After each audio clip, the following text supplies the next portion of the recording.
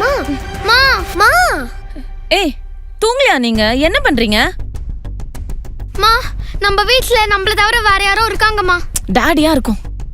அம்மா அப்பா இங்க இருக்காருமா.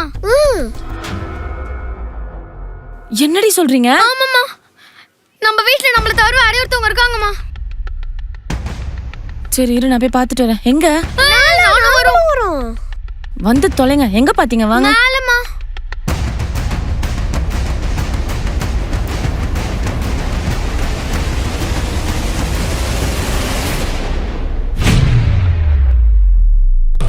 ஹே நீ என்ன இங்க பண்ற?